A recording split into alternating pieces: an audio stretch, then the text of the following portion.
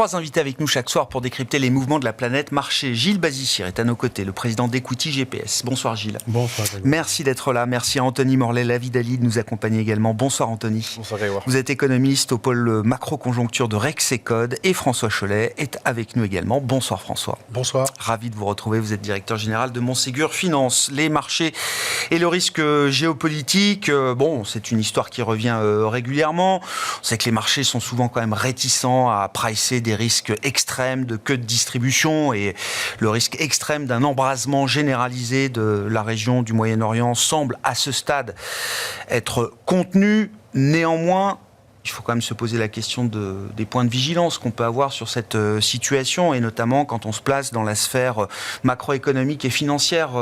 Anthony, est-ce qu'il est légitime de voir des réactions de marché assez muettes à ce stade par rapport à ce qui s'est passé ce week-end, et comment est-ce qu'on réfléchit au risque éventuel que la situation ou qu'une escalade plus prononcée encore de la situation au Moyen-Orient pourrait faire peser sur l'économie mondiale ? Alors effectivement, on s'attendait à ce qu'il y ait une réponse quand même iranienne. Une fois que, depuis que le consulat à Damas a été bombardé par Israël, mécaniquement, on s'attendait à ce que les Iraniens répondent. Globalement, c'est une réponse plutôt mesurée. Il n'y a pas eu de dégâts massifs, donc évidemment, dans ce contexte, pas d'embrasement, et c'est un peu normal que les marchés réagissent plutôt bien, ou en tout cas soient muets à cette opération. Maintenant, il va falloir vérifier, ou en tout cas regarder de près la réponse potentielle d'Israël. Il est peu probable qu'Israël frappe directement l'Iran. En revanche, il faut regarder notamment la frontière libanaise où Israël pourrait renforcer son assaut, notamment sur le Hezbollah. Et ça pourrait créer un petit peu plus de tension. Donc c'est à surveiller, mais pour l'instant, pas de risque majeur au sens de déroute sur les marchés à ce stade. Bon. Et sur les actifs qu'on regarde généralement quand il s'agit du Moyen-Orient, à savoir le pétrole, comment on mesure le risque, effectivement, d'une prime de risque géopolitique qui pourrait venir s'installer encore plus sur un actif comme le pétrole ? Il faudrait que la situation se durcisse vraiment en Iran pour qu'on commence à avoir potentiellement des petites émulsions sur le prix du pétrole. Pour l'instant, c'est absolument pas le cas. Il y a des pays qui pourraient en profiter, comme la Russie, par exemple. On sait que sous embargo, elle ne peut pas vendre son pétrole au même prix que le reste du marché. Il est vrai que s'il y avait une montée du cours du pétrole, elle serait pas réticente à cela, parce que ça permettrait de renflouer un peu les caisses, parce qu'on n'en parle pas assez, mais la Russie financièrement a quand même pas mal de difficultés. On voit que l'excédent courant notamment a tendance à fondre. Donc il y a des pays comme ça qui auraient intérêt à ce que le prix monte un petit peu. Pour l'instant, tant qu'il n'y a pas vraiment d'embrasement côté iranien, peu probable qu'on voit un baril s'envoler ou tutoyer les 100 par exemple. Ouais. Bon, François, cette situation d'escalade, de tension, sans impact, encore une fois, sur les marchés globaux à ce stade, comment vous regardez ? La lecture des marchés, ou la réponse en tout cas qu'on peut lire sur ce qui s'est passé sur cette séance d'ouverture après ce week-end effectivement assez anxiogène a priori sur l'escalade de l'Iran, c'est simplement qu'aujourd'hui c'est sous contrôle, que la riposte était à peu près attendue, qu'elle a été relativement bien maîtrisée. C'est même à se demander si c'était pas une riposte calibrée pour juste faire plaisir aux Iraniens sans aller surexciter les parties en face. Donc en tout cas la lecture des marchés c'est celle-là, c'est de dire que c'est sous contrôle américain et que a priori on va en rester là pour l'instant. Si tel est le cas, la réponse, elle est bien... tout à fait pertinente, soit. Ça va dans le bon sens. Après, ce qui me paraît, moi, tout aussi important, c'est considérer les chiffres qui sont publiés là, qui sont extrêmement solides sur la croissance américaine. Ah oui. Et eux... On parle d'ailleurs d'un pays qui est l'un des plus grands exportateurs de pétrole, les États-Unis, qui sont aussi bénéficiaires des tensions sur le pétrole. Mais globalement, le plus impressionnant, c'est que l'acquis de croissance qu'on a bien vu au dernier trimestre 2023 aux États-Unis est en train de porter une économie américaine qui ne faiblit toujours pas. C'est bien ça qui fait les mouvements de marché, y compris aujourd'hui sur cette séance. Exactement. Je me souviens qu'en fin d'année, on anticipait des croissances à 1,5 sur les États-Unis 2024. On démarre cette année sur des chapeaux de roue et déjà le consensus s'est ajusté à plus de 2%, je crois qu'on va être à 2,5% pour dire que finalement de ralentissement il n'est toujours pas visible au premier trimestre 2024 malgré les taux d'intérêt que nous avons avec la Réserve fédérale. Et donc le vrai sujet qui va nous animer maintenant, c'est le discours de ces banquiers centraux. Est-ce qu'ils vont attendre que l'inflation soit maîtrisée au niveau qu'ils avaient annoncé, ou bien se dédire de leurs paroles et commencer à baisser les taux avant même que les chiffres de l'inflation soient ramenés au niveau qu'ils avaient annoncé. C'est a priori là aussi ce que le marché a l'air de bien vouloir anticiper. Si l'on regarde ce qui se passe, notamment sur le 10 ans américain, à 4,60 ce matin, c'était un niveau significatif, et le 2 ans à 5%. Mais on voit bien que ça va se jouer sur quelque chose on va dire, d'anticipation des réserves fédérales par rapport à cette courbe des anticipations de l'inflation. Et ça, c'est pas évident à lire. Et donc, on va être évidemment à scruter de manière pointue ce qui va être dit par la réserve fédérale. Mais on voit bien que le consensus attend aujourd'hui plus de baisse de taux côté européen en 2024, en point de base, que sur l'économie américaine. Américaine. Oui. C'est quasiment du simple au 12. On est à peu près à 100 points de base sur l'Europe et simplement 50 sur les États-Unis. Donc c'est aussi la lecture que nous donne le marché. Le dollar qui remonte à 1,063 ou 4 aujourd'hui, ça montre bien que le marché anticipe que le différentiel de taux court entre les deux devises se réduisent. D'accord avec l'idée que le facteur géopolitique pour les marchés, pour la sphère économique, est résiduel aujourd'hui, Gilles ? Et que ce qui compte, c'est effectivement les fondamentaux économiques du point de vue notamment des politiques monétaires. Oui, c'est souvent le cas, car il est compliqué de donner des probabilités d'occurrence élevées à des risques par définition catastrophiques. Oui. Donc, alors il y a des façons de se hedger, de se protéger contre cela, bien sûr, mais au global, il est compliqué de faire d'un scénario catastrophique un scénario central. De toute façon... Au démarrage de la guerre, de l'invasion de l'Ukraine par la Russie, il y avait eu quand même la montée du risque nucléaire. On a vu pas mal de notes de recherche. Et je me souviens, c'était pas une boutade, mais c'était une note de broker américain sur un scénario de crise nucléaire totale qui, pour matérialiser sa recommandation d'investissement, disait « mais si c'est la guerre nucléaire, achetez des actions ». Enfin, je veux dire, à un moment, ça n'a tellement pas de sens que, de toute façon... Donc et il est assez fréquent qu'en réalité, qu'on ait des rebonds, quand il y a des déclenchements d'événements qui avaient été un tout petit peu craints. Ce qui s'est passé un petit peu là. Voilà. Bon, maintenant, alors après, il faut intégrer le rebond d'aujourd'hui avec la baisse de la fin de semaine dernière. Oui. Et puis un rebond qui s'est un peu amoindri quand même au fur et à mesure de la remontée des taux américains, d'ailleurs. Tout à fait. Et donc, c'est quand même heureux que ces poussées d'angst, de peur se résolvent et puis deviennent quelque part un bruit de fond sous-jacent avec une réalité de risque géopolitique dont on peut penser qu'il est en train de croître structurellement à moyen terme, mais encore une fois, on peut baser aucun scénario central sur la matérialisation d'un tel ou d'un tel de ces risques. Petite parenthèse d'ailleurs sur le secteur des valeurs de la défense, notamment, alors portée évidemment depuis 2 ans et plus de 2 ans maintenant par cette montée structurelle du risque géopolitique, comme vous dites, Gilles. D'un point de vue boursier, c'est un secteur qui reste attractif, pertinent. Alors nous, on a un rating faible. De médiocre à faible sur le secteur maintenant, après sa hausse. À l'exception peut-être de 2 ou 3 valeurs dont le United Technologies aux États-Unis, qui est une énorme valeur dans le secteur, mais également Dassault Aviation et Leonardo. D'accord. En Europe. Mais à l'exception de ces 3 valeurs, on a beaucoup de ratings faibles qui reflète des valorisations déjà riches. Le fait que il y a eu des hausses de cours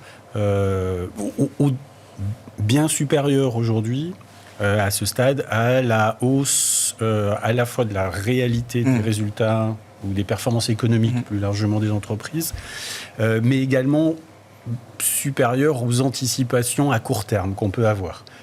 Après ça, bien sûr, c'est un petit peu la bouteille à l'encre. Si on avait une poursuite de matérialisation de risques géopolitiques, il se pourrait très bien que le secteur devienne très cher, et donc continue de monter. Ça, bien sûr. Mais en l'absence de ça, on est quand même loin des plus bas sur ce secteur. Oui. Et donc, c'est matérialisé dans des ratings médiocres ou faibles, à l'exception de ces 3 valeurs.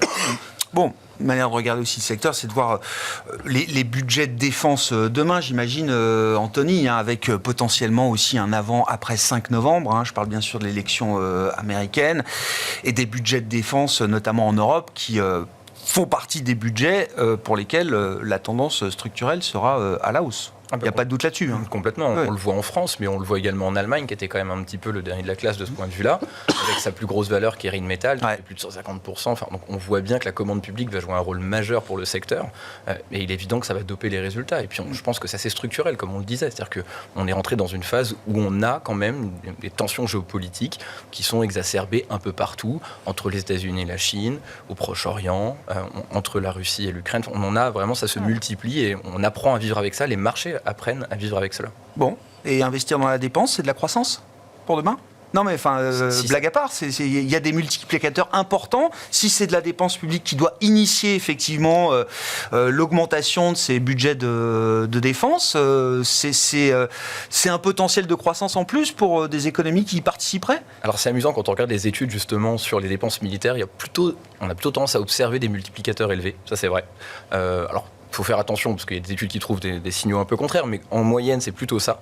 Et il faut voir également qu'il y a une autonomie stratégique à avoir impérativement en Europe. On a vu qu'on a été quand même trop longtemps, on a sous-budgété le militaire. Il est quand même important, ne serait-ce que d'un point de vue de la souveraineté, de regagner un peu de marge de manœuvre, notamment si les États-Unis passent côté républicain, où là, probablement, l'Europe sera un peu moins protégée, ou en tout cas sera un peu plus livrée à elle-même. Ouais. Et là, il faudra qu'elle soit en capacité de développer capacité militaire plus importante. C'est pas un univers boursier qui est forcément très large et très profond, mais est-ce que des valeurs de défense, et il y en a quand même plusieurs en Europe et en France, est-ce que ça devient aujourd'hui des valeurs stratégiques, des actifs fonds de portefeuille, comme on dit, plus que ça, des actifs François ? de croissance. En fait, oui, de croissance. On a la chance d'avoir un des fonds de croissance Europe qui marche le mieux, notamment depuis le début de l'année. Il est porté par 4 grandes méga thématiques. Alors, on va retrouver les choses que vous imaginez bien. La tech, évidemment. On va retrouver la santé, au travers des grandes entreprises de santé européennes. On va retrouver effectivement la conso discrétionnaire avec le luxe, etc. Mais la défense, aujourd'hui, c'est plus de 10%, c'est entre 10 et 15% du portefeuille. Et on les conserve. Parce que ce sont de nouvelles tendances de croissance durable sur ces portefeuilles-là. Sur notre thématique dividende, qui est une thématique un peu moins croissance, malgré tout, on a trouvé aussi judicieux de mettre des valeurs de défense et elles contribuent largement aux performances depuis le début de l'année. Ce qui est assez intéressant, c'est que souvent la croissance, elle est plus volatile. Et quand on met la défense, la tech, la santé et la conso discrétionnaire, tout ne marche pas en ce moment. La preuve, le luxe qui patine un peu depuis quelques trimestres, mais on voit bien que c'est très équilibré et qu'on a des séances assez équilibrantes sur ces 4 thématiques-là, avec de la performance qui est générée de manière assez régulière. Donc c'est assez intéressant et on peut se diversifier dans le style croissance, il y a de la diversification à aller chercher. C'est pas que la tech et c'est pas que l'intelligence artificielle. Dans l'idée de croissance, c'est d'aller chercher des entreprises dont on a une vision d'une croissance et du chiffre d'affaires, parce que c'est un élément important d'une revalorisation boursière, mais aussi des profits et des marges sur un horizon de 3 à 5 ans. Et là, on a vraiment cette visibilité sur ce secteur. Anthony, je reviens vers vous sur la question des politiques monétaires. Une fois qu'on a commenté et observé effectivement ce qui s'était passé sur le front géopolitique, le marché prend acte d'une divergence à venir entre la Fed et la Réserve et la Banque Centrale Européenne.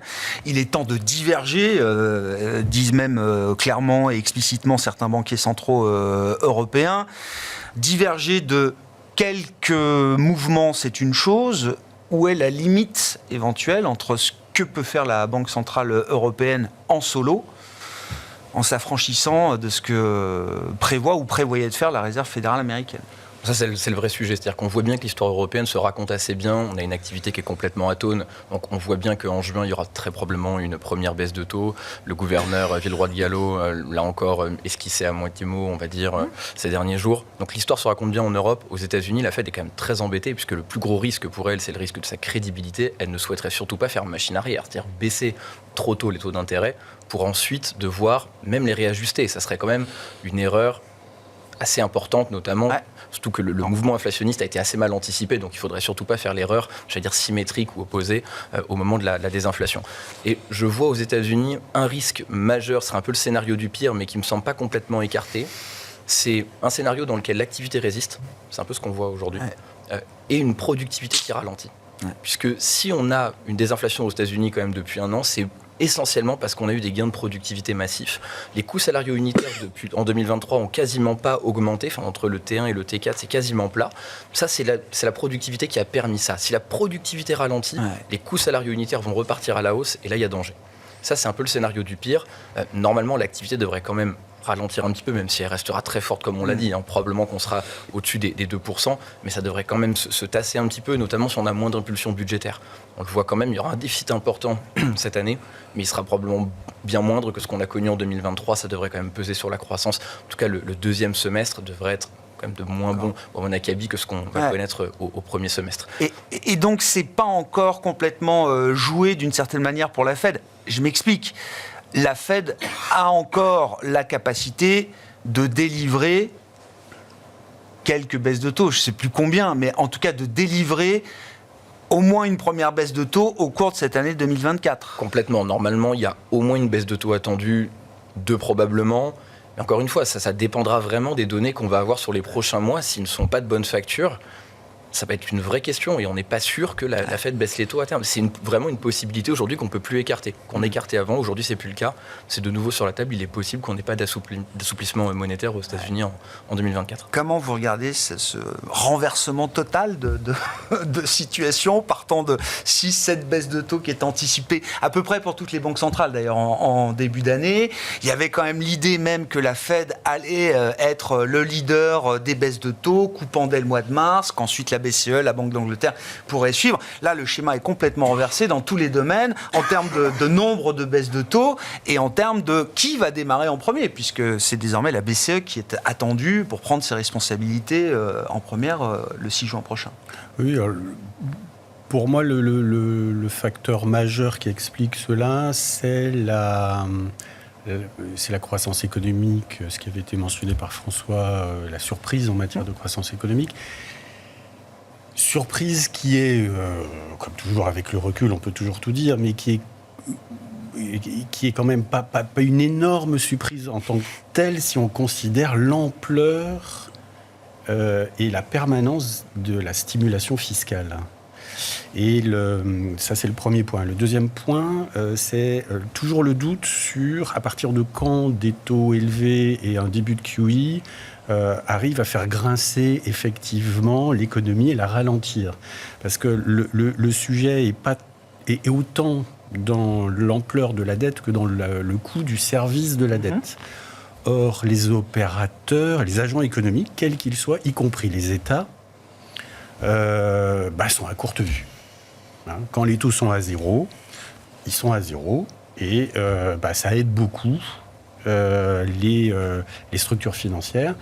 Surtout que la remontée des taux a été très très très bien flaguée, anticipée, communiquée par tous les banquiers centraux, et que tous les agents économiques ont pu refinancer leurs dettes de façon très importante et donc augmenter un petit peu, augmenter sensiblement le poids de la dette peu chère.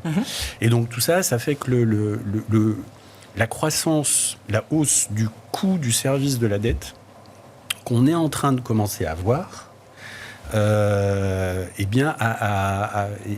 fait avec retard par rapport à la réalité de la hausse des taux, même de la hausse de la courbe des taux. L'énorme inertie. Court, moyen et long.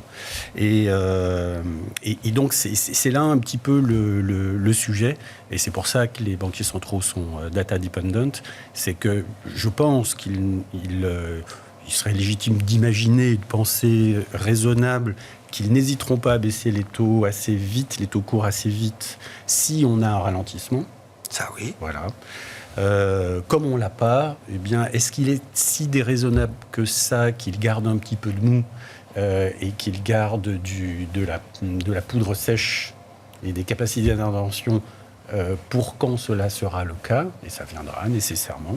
Et voilà, donc ça pourrait peut-être venir après la dernière année électorale aux États-Unis. On sait toujours que les années électorales sont des années où, en règle générale, les robinets sont encore ouverts à fond en termes de stimulation diverses et variées.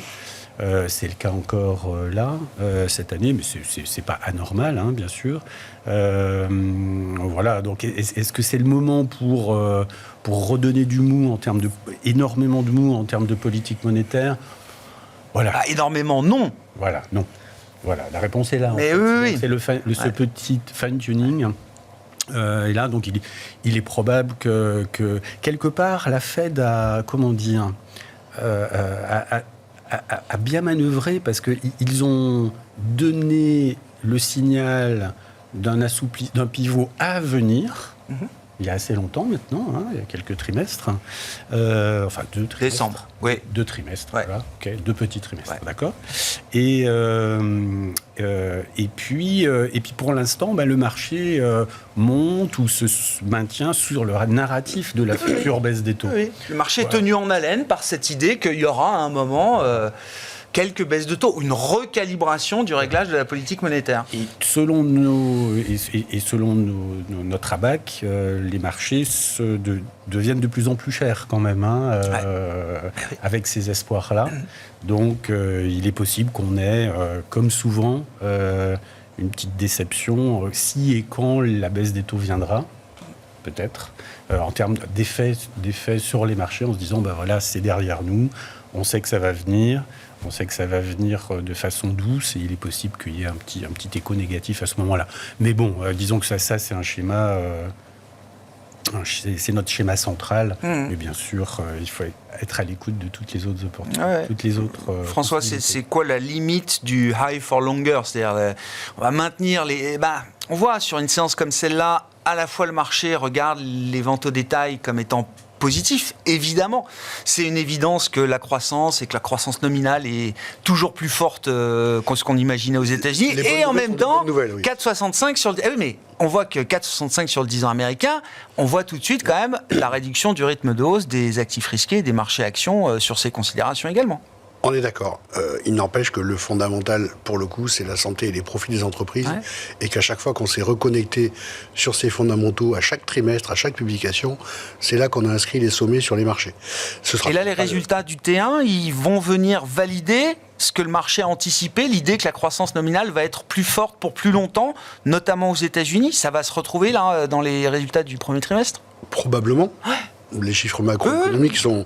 On a vu les entreprises résister à des contextes tellement difficiles et maintenir des marges dans des conditions d'opération tellement difficiles, des pics d'inflation, des accros sur les chaînes d'approvisionnement, et vous avez malgré tout un exercice 2022 qui a été un exercice record en termes de marge.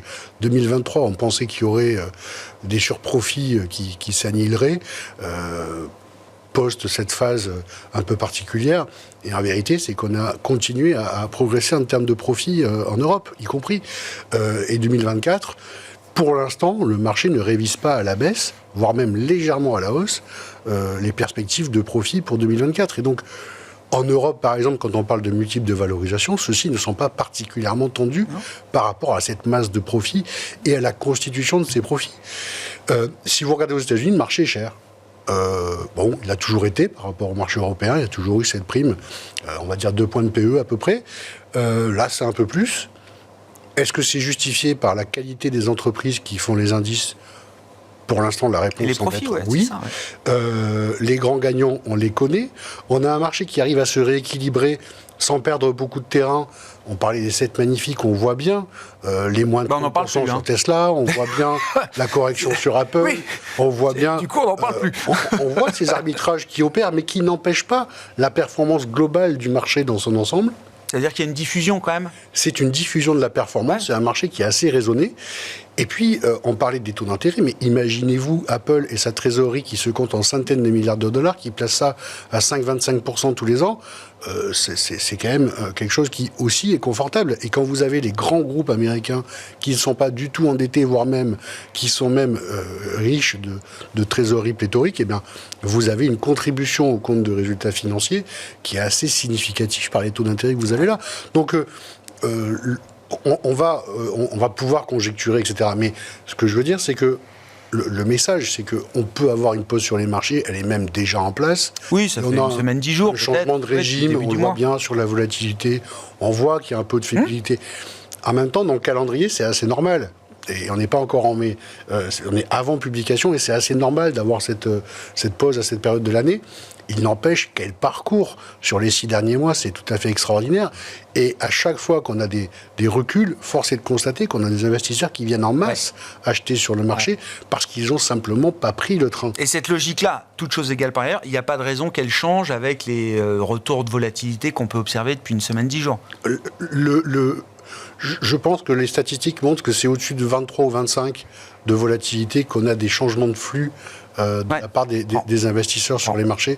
Pour l'instant, on en est encore loin. Vous parliez du chiffre de 17 points sur le jusqu'à 20, c'est une vol normale pour les marchés actions. Voilà, on était à 14. Là, c'est vraiment très très faible. Mais 17, on est vraiment même en dessous de la moyenne historique. Donc, on est dans des marchés qui sont assez calmes, qui techniquement font des pauses, consolident. On voit du momentum se recréer. On voit la capacité à retrouver de l'élan. Aujourd'hui, si vous achetez du Tesla, si vous n'en aviez pas, vous avez une entreprise qui est peut-être un peu moins stratosphérique en termes de valorisation qu'elle n'a été. Même pas sûr. Oui, mais vous achetez effectivement c'est encore 62 PE, je crois, Tesla. Hein, oui, c'est encore 62 PE. Mais il n'empêche, si vous avez une thématique d'intelligence artificielle et de robotique, vous avez avec Tesla un des acteurs les plus avancés. Et c'est pas forcément complètement dans les cours non plus par rapport aux enjeux qu'on est en train d'envisager. Donc, moi, je suis pas en train de vendre Tesla, c'est pas mon propos. C'est juste le propos de dire que on va pas enterrer Apple parce qu'ils ont vendu 10 millions d'iPhone de moins au premier trimestre. On va pas enterrer Tesla parce que aujourd'hui, ils sont en train de licencier un petit peu et ils marquent le pas face à une concurrence qui a fourbi ses armes et qui a eu le temps de Il a dit, de toute façon, on est entre deux vagues. Bon, depuis qu'il a dit ça, effectivement, voilà, là, c'est la vague descendante. Voilà. Il y a des choses qui ont participé quand même un petit peu à la baisse. C'est le fait qu'il lui-même râle sur la faible participation qu'il avait dans Tesla et du coup, sa velléité à vouloir développer certains autres projets en dehors de Tesla plutôt que dans Tesla pour éviter de gagner moins d'argent que s'il était plus chez lui. Bon, ça a participé, je pense, aussi de la correction et de la défiance qu'il y a eu sur le titre Tesla depuis quelques semaines. Ouais. Sur l'idée du high for longer et de la limite de ce schéma, alors ce qu'on a décrit comme étant aussi good news is good news, hein, les bonnes nouvelles économiques sur la croissance et la croissance nominale sont des bonnes nouvelles pour les investisseurs. C'est un schéma qu'on observe depuis le début de l'année quasiment, Anthony, sur les marchés. Est-ce qu'il y a une limite ? Est-ce que la limite, c'est le niveau assez trivial des taux longs, par exemple, ou des taux réels qui remontent ? Et si c'est pas l'économie qui fait bouger la Fed, est-ce que ça peut venir d'ailleurs ? Gilles évoquait le niveau d'endettement, le service de la dette. Est-ce que c'est des considérations qui peuvent amener la Fed à bouger ou d'autres banques centrales ? Est-ce que ça peut être un accident de marché qui serve également de force de rappel ? Ce qui est sûr, c'est que jusqu'alors, on a quand même vu une activité extrêmement résiliente aux États-Unis et mécaniquement, si la Fed ne bouge pas, au bout d'un moment, ça va mordre très sérieusement. C'est-à-dire qu'il n'y a pas de martingale absolue. Il y a un stade où si elle ne bouge pas sur l'ensemble de l'année 2024, ça va ralentir et même les profits nominaux, en tout cas la croissance nominale elle-même va être condamnée à ralentir, surtout que le budget ne peut pas rester indéfiniment aussi expansionniste. Enfin, moins 8 on a 8% de déficit public sur PIB, c'est pas tenable dans la durée, même si on voit bien que les projections du CIB montrent que ça continuera, oui. Mais c'était la phrase clé de Powell pour son pivot de décembre. Nous avons parfaitement conscience du risque que des taux élevés pour trop longtemps font peser sur l'économie. Tout à fait. Donc, je pense qu'au bout d'un moment, de toute façon, ça se résout soit parce que la Fed reste trop agressive trop longtemps et donc à la fin, la croissance nominale ralentit, soit la Fed peut se permettre de baisser un peu les taux précisément parce qu'elle observe ces phénomènes de ralentissement. Faut quand même, on a mené quelques calculs, nous, pour se rendre compte de l'effet tech aux États-Unis, pour mesurer notamment les gains de productivité dans le secteur par rapport à la tech européenne. Parce qu'il y a d'abord un effet taille, c'est-à-dire que le secteur de la tech américain est beaucoup plus gros que ce qu'on a en Europe, mais il y a aussi un écart de croissance de la productivité. Quand on prend le secteur donc, de l'information-communication, ça regroupe notamment les logiciels, etc. Donc c'est un bon proxy de la tech. Depuis Fin 2019 en France, la croissance de la productivité c'est plus 5%, aux États-Unis c'est plus 30%. Ouais. Voilà. Ah ouais. Là, l'histoire, elle s'explique quand même assez largement par des gains de productivité massifs. Sur l'ensemble de même sur ce secteur qui doit être normalement à la pointe justement des gains de productivité. Donc il y a un effet croissance et un effet taille. Quand vous gagnez sur les deux tableaux, mécaniquement, vous avez une économie qui est survoltée. Il faut avoir en tête quand même que la tendance de la productivité, elle est toujours 2 points au-dessus justement de sa tendance 2015-2019 en trajectoire. Donc on est toujours dans une espèce de surchauffe. Donc on a même encore un peu de rab pour revenir sur la tendance sans pour autant que l'économie américaine tombe en phase de ralentissement très marqué.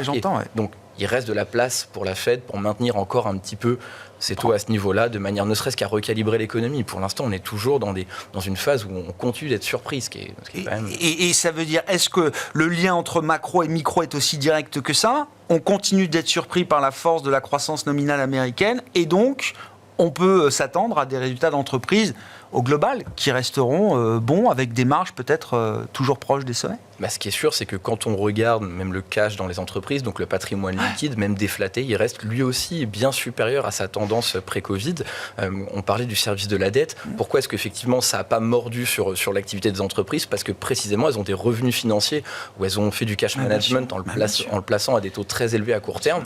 Ça n'a pas mordu sur leur capacité. Liquidité disponible pour Apple, Amazon, Alphabet, Google, enfin les 5-6 premières, c'est 560, c'est quasiment 600 milliards. Complètement. Et on n'a pas eu ça en Europe. Placé à 5%. Beaucoup moins en tout cas. Aujourd'hui, on est clairement repassé en Europe une fois qu'on le déflate sous la tendance pré-Covid. C'est pas le cas aux États-Unis, on est toujours au-dessus.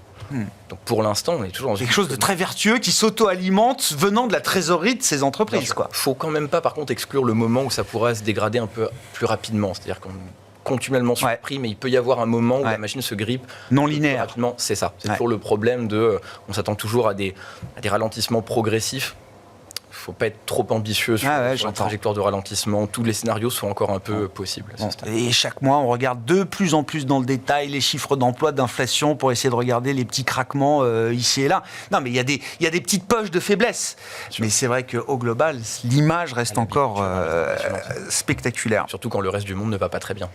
Oui. Et en plus, en miroir, effectivement, ça renvoie... La demande mondiale, elle est quand même pas très soutenue. C'est d'autant plus impressionnant. Bon, le dollar a été le grand gagnant de la semaine dernière. Le dollar, l'indice dollar a pris 1,5% sur l'ensemble de la semaine. Si on regarde du côté des marchés actions, donc l'idée que ça se diffuse, c'est ce que vous disiez, François, est-ce que ça se diffuse jusqu'au small cap ? Que disent les radars d'écoutille GPS de ce point de vue-là ? En effet, on a une nouveauté depuis plusieurs années. On commence à avoir nos ratings sur les small caps dépasser nos ratings généraux dans beaucoup de zones géographiques, et en particulier sur la France. Alors, la raison pour laquelle, historiquement, sur les quelques dernières années, nos ratings sur les small caps étaient beaucoup moins bons que sur le marché en général,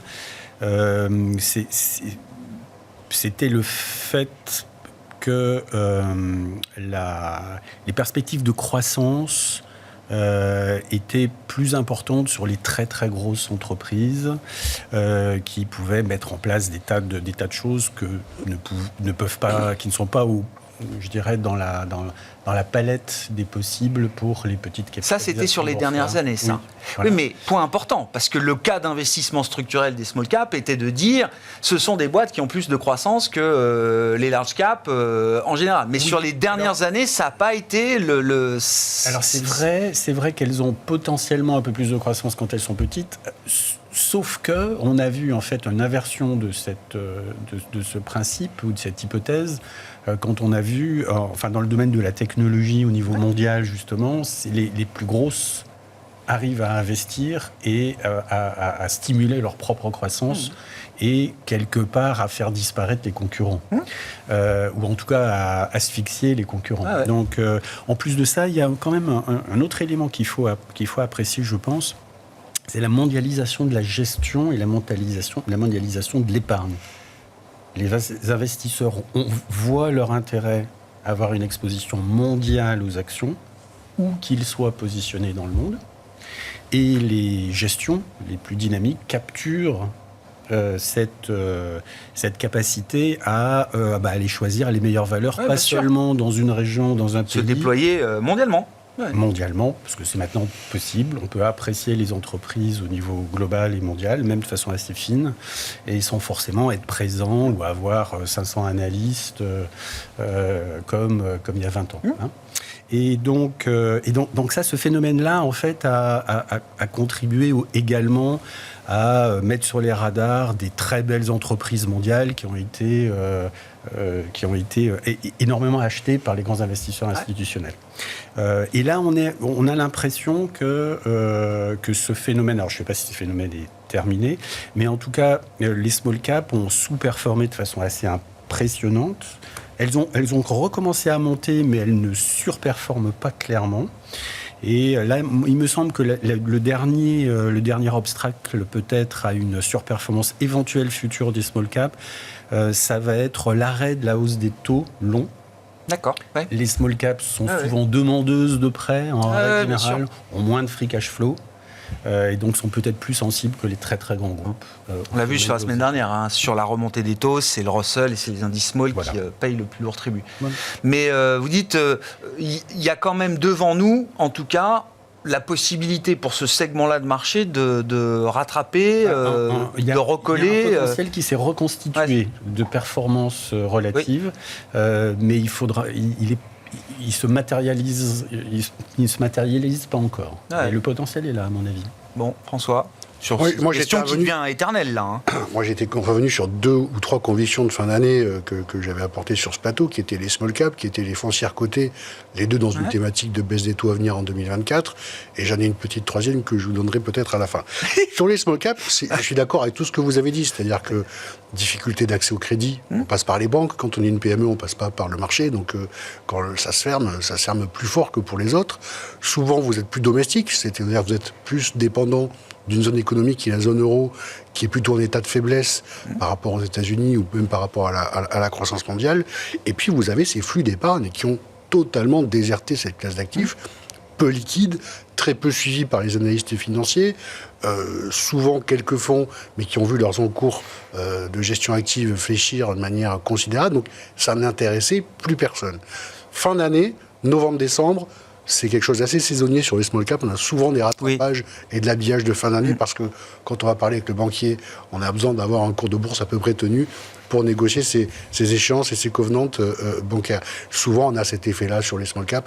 Est-ce que ça perdure depuis le début de l'année ? Pas vraiment. Nous, on arrive à faire de l'alpha dessus, mais c'est vraiment par la qualité, la croissance et le stock picking qu'on y parvient. Pas par un afflux... C'est pas la marée qui monte, non, quoi. C'est pas encore la marée qui monte. Ça l'était un peu en fin d'année, ce n'est pas le cas depuis le début de l'année. Et donc, le potentiel est tout à fait intact pour la poursuite de ce mouvement. Et on peut imaginer toujours des performances à 2 chiffres, voire même 2 fois 2 chiffres, c'est-à-dire plutôt 20% sur les small caps, parce qu'il y a vraiment 25% à récupérer. Sur le potentiel, je pense qu'il n'y a pas de débat. La question, c'est maintenant, c'est un peu la deuxième thématique qui était la même, en fait, sur le même facteur de risque et de succès, sur les taux, c'est les foncières cotées. On a eu un rattrapage incroyable de fin d'année. Et on a une consolidation qui s'opère depuis maintenant 2 mois, 2 mois et demi sur ce segment-là. Mais attendez, on a fait plus 50% en 2 mois, on consolide de 7-8 et j'ai pas d'inquiétude sur la suite.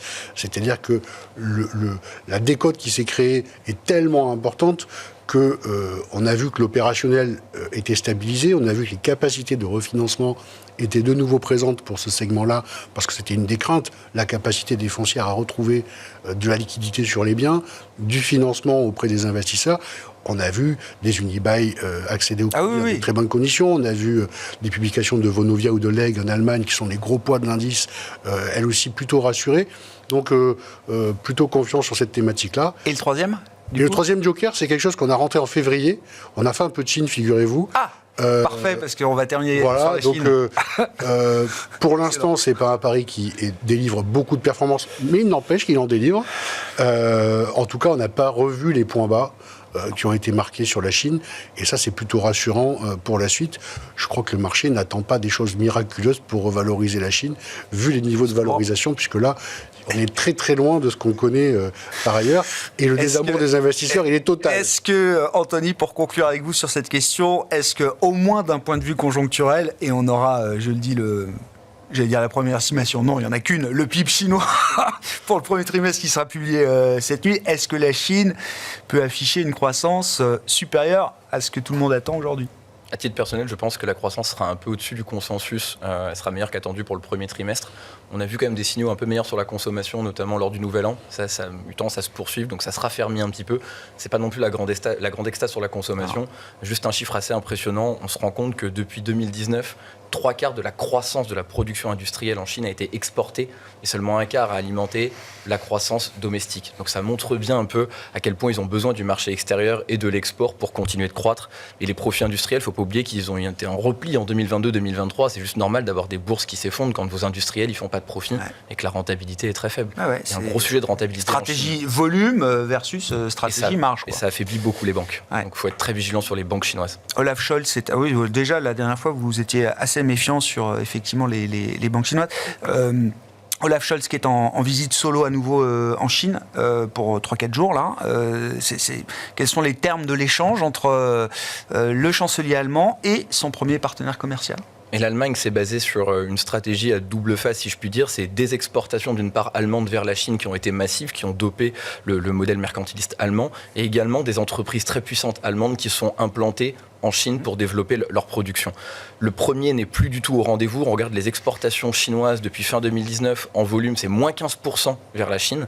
Donc on voit les exportations allemandes vers la Chine. Hein. C'est ça, moins 15%. Exactement. Ouais. Notamment parce que la Chine devient de plus en plus indépendante avec des surcapacités massives. Et il reste encore les gros industriels puissants. On pense à Volkswagen, mais c'est vrai aussi dans la chimie avec BASF.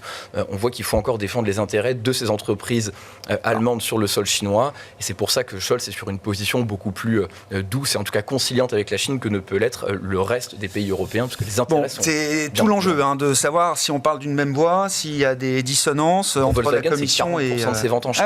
C'est juste colossal. Vital même de ce point de vue-là. Et prochaine étape, c'est Xi Jinping qui sera en France début mai. Merci beaucoup messieurs d'avoir été les invités de Planète Marché ce soir. Anthony Morlet, Lavidali, Rexecode, Gilles Bazissier, Equity GPS et François Chollet, Montségur Finance.